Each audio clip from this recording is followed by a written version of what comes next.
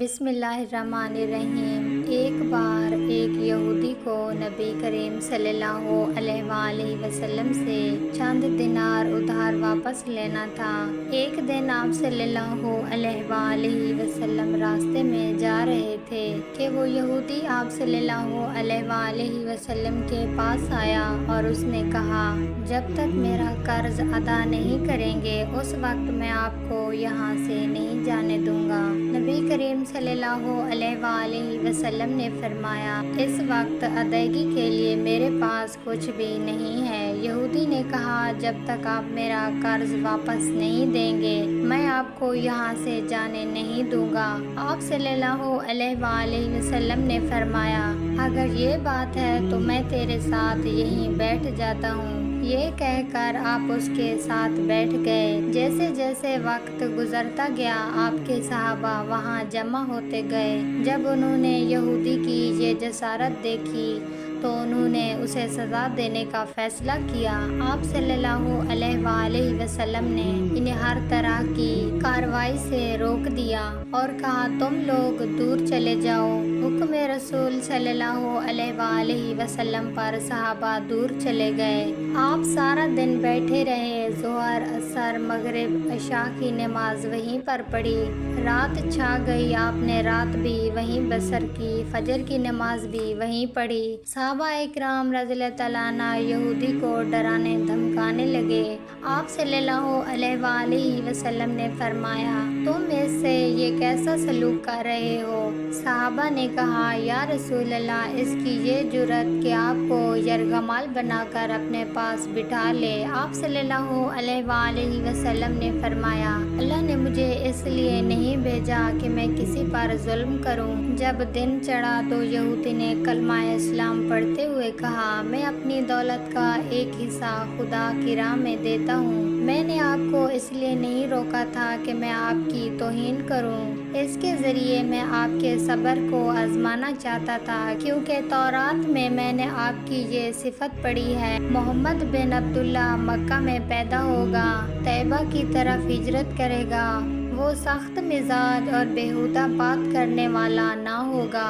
اس طرح سے میں نے آپ کو یہاں رکھ کر اس بات کی تصدیق کی ہے۔ تورات نے بالکل سچ کہا تھا۔ رسول پاک صلی اللہ علیہ وآلہ وسلم مبعوث رسالت ہونے کے 3 سال بعد تک خفیہ اور دعوت اسلام دیتے رہے۔ اس کے بعد اللہ نے حکم دیا، آپ کھل کر اللہ کا پیغام دوسروں تک پہنچائیں۔ ایام حج شروع ہوئے تو پورے جزیرہ عرب سے لوگ مکہ میں آنا شروع ہوئے۔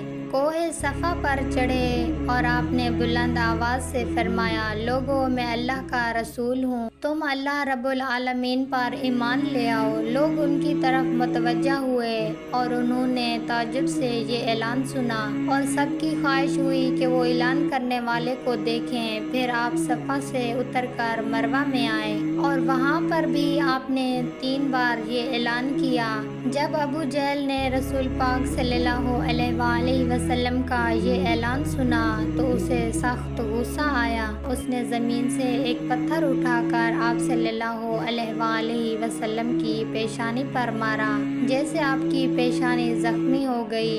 اس کے بعد تمام مشرکین آپ کو پتھر مارنے لگے۔ نبی کریم صلی اللہ علیہ وآلہ وسلم مجبور ہو کر کوہ ابو قبیس پر چڑھ گئے اور ایک چٹان کے پیچھے جا کر چھپ گئے۔ مشرکین نے آپ کا تعاقب کیا لیکن آپ انہیں کہیں نظر نہ آئے۔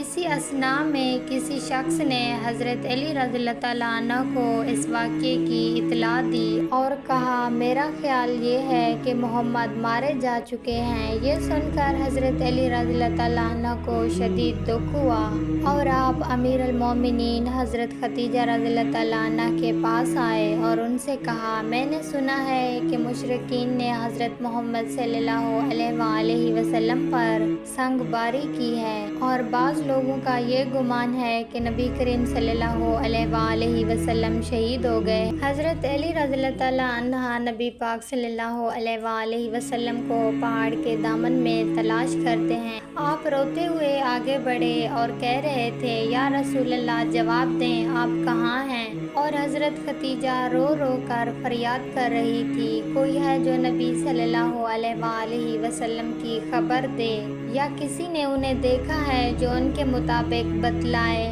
اس وقت حضرت جبرائیل علیہ السلام نبی کریم صلی اللہ علیہ وآلہ وسلم پر نازل ہوئے۔ ان کے پیچھے ملائکہ کی بہت سی صفیں تھیں۔ انہوں نے آپ صلی اللہ علیہ وآلہ وسلم سے کہا، خدا بندے جبار نے آپ کے فرمان کی تکمیل کی ہے، ہمیں بھیجا ہے، اگر آپ چاہیں تو ہم اس قوم کو تباہ کر دیں گے اور ان کا اس دنیا میں کہیں نام و نشان تک باقی دکھائی نہیں دے گا۔ حضرت محمد صلی اللہ علیہ وآلہ وسلم نے فرمایا، میں نبی رحمت بن کر بھیجا گیا ہوں، میں عذاب و انتقام کا حامی نہیں ہوں۔ اللہ تعالیٰ میری قوم کو معاف کر دے اور مجھے جانتے نہیں ہیں۔ جبرائیل علیہ السلام نے آپ صلی اللہ علیہ وآلہ وسلم سے کہا، حضرت ختیجہ آپ کو تلاش کر رہی ہیں۔ حضرت ختیجہ کے رونے سے آسمان کے فرشتوں کو رلا دیا ہے، آپ انہیں جواب دیں، اللہ کی طرف سے اور ہماری طرف سے انہیں سلام بھیجیں اور انہیں جنت کی بشارت دیں۔ نبی کریم صلی اللہ علیہ وآلہ وسلم نے حضرت ختیجہ اور حضرت علی کو صدا دی اور انہیں اپنے پاس بلایا۔ دونوں شخصیات آپ کی خدمت میں حاضر ہوئے اور آپ کو گھر لے آئے۔ جب مشرکین کو معلوم ہوا کہ نبی کریم صلی اللہ علیہ وآلہ وسلم گھر آ چکے ہیں تو انہوں نے گھر کا محاصرہ کر لیا اور سنگ باری شروع کر دی۔ حضرت ختیجہ اور حضرت علی رضی اللہ تعالیٰ عنہ کا دفاع کرنے لگے۔ جب سنگ باری میں معمولی سا وقفہ ہوا تو حضرت ختیجہ رضی اللہ تعالیٰ عنہ گھر سے باہر نکلی اور انہوں نے کہا، فرزند دانا قریش، کیا تم سے حیا ختم ہو گئی ہے؟ تم اپنے قبیلے کی معزز خاتون کے گھر پر سنگ باری کر رہے ہو۔